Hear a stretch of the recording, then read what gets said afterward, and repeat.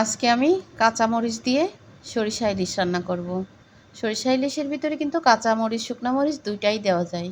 তো আমি কিন্তু আজকে শুধুমাত্র কাঁচামরিচ দিয়ে সরিষা ইলিশ রান্না করব। মাছগুলা কিন্তু একদম টাটকা। আমি সব রকমের মশলা, যেমন হালকা করে একটু জিরা দিছি, একটা রসুন দিছি, ইলিশ মাছে বেশি রসুন দেওয়া লাগে না। হালকা করে একটু জিরা দিছি, একটু রসুন দিছি, সরিষা পরিমাণ মতো দিয়ে দিছি, কাঁচামরিচ দিছি 8-10টা দিছি আমি ব্লেন্ডার করে দিছি, 8-10টা আমি ফেড়ে ফেড়ে দিছি মাছের ভিতরে দিয়ে, পেঁয়াজ দিয়ে সুন্দর করে ব্লেন্ডার করে লবণ হলুদ তেল দিয়ে মশলাটা হাতে মাখায় নিছি।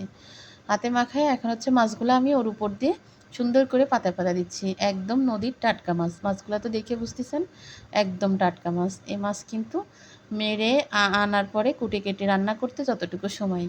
আর এখানে হচ্ছে আমি সুন্দর করে একদম মাছগুলা বসাই দিয়ে, মাছের কালার দেখেন, তরকারির কালারটা দেখেন, মনে হচ্ছে এখনই কাঁচা খেয়ে ফেলি। আর এই হচ্ছে কাঁচামরিচগুলা কেটে কেটে ফাল ফাল করে দিয়ে দিচ্ছি।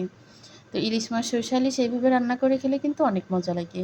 তো যারা খাইছে সবাই বলিস আলহামদুলিল্লাহ অনেক মজা হয়েছে। আর বাদ বাকি যারা ভিডিও দেখবে তারা হয়তো কমেন্ট করে বলবে আসলে ভালো হয়েছে কিনা। একদম লাস্টে রান্নার শেষে হচ্ছে এই হচ্ছে আমার ফাইনাল লুক। দেখেন তো কালারটা, তাহলে স্বাদ